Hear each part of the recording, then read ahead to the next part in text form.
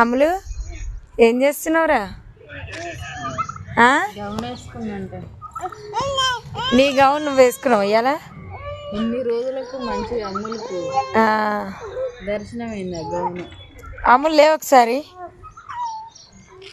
మంచి సరిపోయింది. అప్పుడేమో ఎవరిచ్చారు ఇది? ఏంది?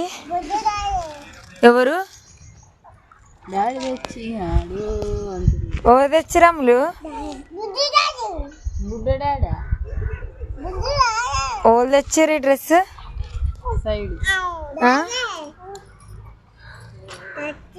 ఎవరు తెచ్చారు?